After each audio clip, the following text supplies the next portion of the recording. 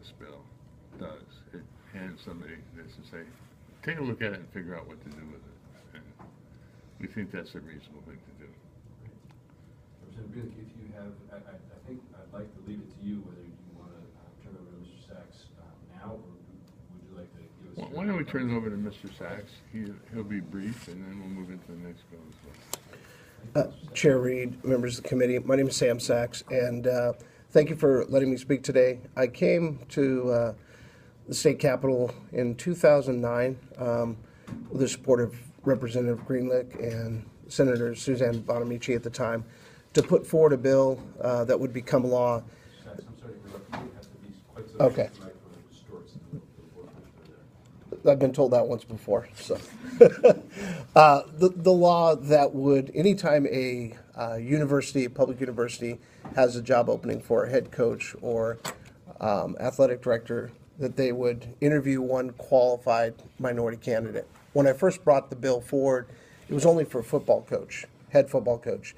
The House Education Committee saw the wisdom in adding all head coaches and athletic directors. If you look at the statistic, athletic directors are disproportionately white male.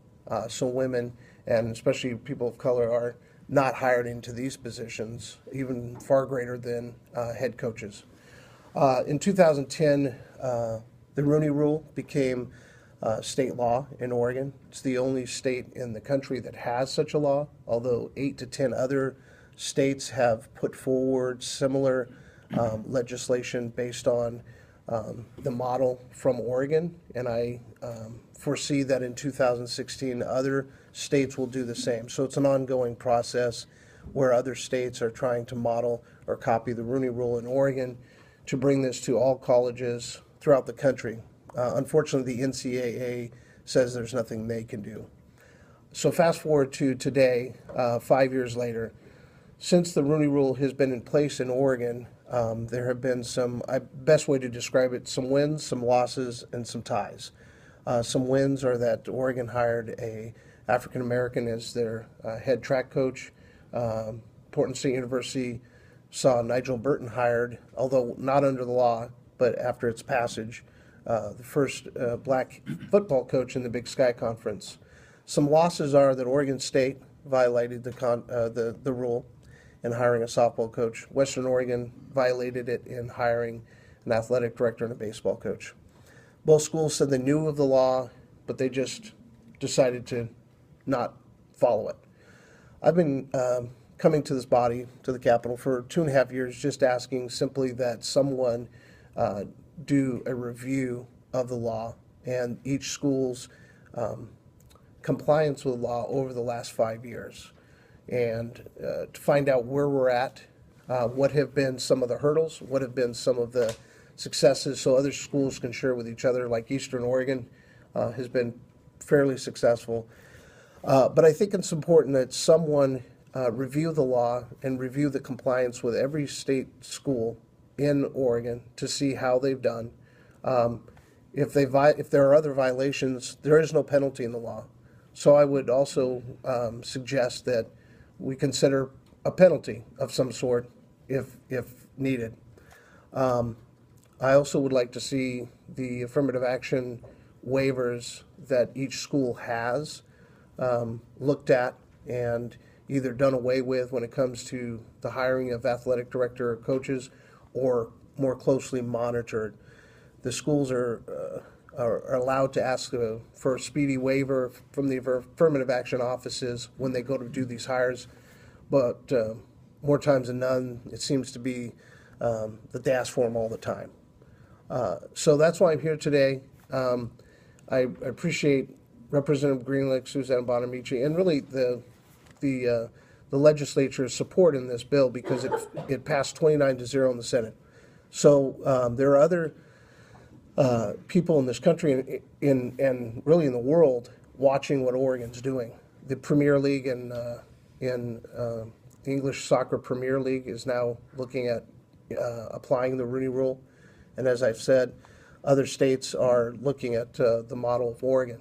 So I think that while all eyes are upon us, we should really take the lead in making sure that the schools are doing what they're asked of, and see where we're at and what needs to be fixed going forward. Thank you. Mr. Sachs, other questions for Mr. Sachs? Thank you, Mr. Sachs, in the Oregon statutes, in the minority requirements thing, it says that you need to interview one or more qualified minority applicants when hiring a head coach. And then there's a section there where it says, unless you're unable to find someone who's willing to interview for the position. And it says that there's an affirmative defense to the claim in violation of this paragraph that in good faith they were unable to find a qualified minority applicant. Is that what you're talking about when you talk about a waiver, is they're unable to find a qualified minority applicant? No, the waiver is, there are affirmative action statutes and laws that each school has to follow when they open a job up. So they have to do certain advertising, they have to keep it open for a certain amount of time. And so it's a more lengthy process than, say, when Oregon State hired their most recent football coach. I think they did it in a week. So what the school, Oregon State, Oregon, any of the other schools, what they'll do is they'll go to the affirmative action office and they'll say, can we get a waiver to speed up the process because we don't want to have to do all these things. When talking with Oregon's affirmative action officer, she stated a couple of years ago that they actually have an ongoing agreement with the athletic department. So my understanding is they don't have to request a waiver; they can just do it when they see the need for it. And so I think my understanding, because I don't work in the affirmative action offices and I've never been an affirmative action officer, is that these waivers were supposed to be more for that emergency, period or time when you have to find a coach right away. And a lot of times universities will say that we need to hire a football coach right now because we don't want to lose recruits. I played college football for 4 years. I don't necessarily agree with that, that premise that they need to do it right now. No one knows because they've never taken the time to have a search that lasted more than, a week or so. If I may comment on that, though. It is true that the University of Oregon in hiring coach did follow the letter of the law, and they've been, I think, very cautious, perhaps not following the spirit, but following the letter. The feeling was they interviewed a black applicant for the head football coach who they knew had already accepted a job with the NFL. But when we talked to the Black Coaches Association early on in the process, I was very impressed. And we asked them, well, what if this was just a pro forma hiring? I mean, what if they just interviewed somebody they knew they weren't going to hire? And their answer was a very strong answer. We're all jocks. We just want a chance to play in the game. And if we get into the game, pro forma or not, we'll win enough of them to make a difference. They were very clear about that position, and I was very intrigued in it. And I think sometimes universities are following the letter of the law, and that's all I'm asking them to do, because eventually that'll do enough good. So I'm not sure I introduced myself when I began. I did. Good. I had two questions. One, you mentioned the expensive for the state of Coach Burton. I think I heard you say that they hired Coach Burton, but not by following the law. I don't think I understood that. Well, so the law was passed in July of 2009. It didn't, it was signed in, but it did not become law until January of 2010. So so I spoke to athletic director Terry Chisholm at the time and said, are you going to honor the law and interview qualified minority candidates? And he said yes. So although it had been signed in, it didn't go into effect until, so if you were just statistically, technically, you couldn't count him as falling under the law, but I do, because this, And Right. so did he. right, and so did he, and he's testified here before. Okay, that's very helpful, thank you. And then you also, I just want to make sure I'm understanding the way the bill is written. You talked about a number of things that you'd like to see in the review. Those are not listed in the review, or in the bill, I should say. Are you feeling that the bill is ready to go? Did you have amendments to be more specific?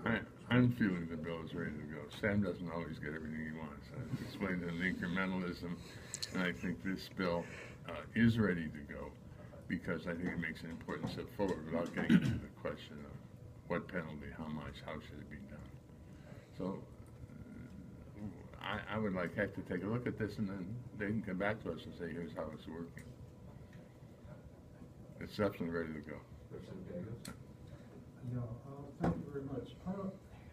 I'm curious about, I'd love to hear from an affirmative action officer. You know, I mean, I'm just curious, I like the idea that we're trying to address an issue of opportunity within our institutions in the state and helping this institutions in our state to sort of come up to modern times, if you will. But again, why just athletics? I mean, how can we think about this with regard to the rest of the university as well? And maybe that's a broader question for the HECC to look at. But again, I think, you know, what would affirmative action officers be saying about this? Is there a way we can sort of think about this in a broader context as well? Well, Chair, members of the committee, I agree with you 110%. I've actually taken the Rooney Rule to Portland City Council a couple weeks ago and asked them to adopt it for the hiring of directors for city bureaus. I think it can be applied to teachers, professors as well. And I think the difference between, you know, again, I'm not an expert on affirmative action, but I think the difference is when hiring of professors, athletic directors, bureau directors, what this law says is that you will make the intentional effort to seek out, identify, and then at least interview one qualified minority candidate before doing the hiring. That doesn't always happen with affirmative action laws the way they are. I would say that spending 10 years as a department chair at HECC, I think the affirmative action laws did come into play. I think what's happening on the athletic side is there's been, it simply has been waived because the athletic departments have lived to a certain extent outside of the university purview, as you may know. And instantly, an example of where a waiver was needed was there was a volleyball coach, a women's volleyball coach at one of the universities. They hired a new volleyball coach. The old one retired. They hired a new one. And the new one was killed very soon after in an automobile accident. And they decided that the best bet was to rehire the one who had retired and take over so the program could go forward. That would be the perfect example of when you would look for a waiver that everybody would agree was an appropriate waiver. Thank you very much. We appreciate your testimony, Mr. Sachs. Thank you.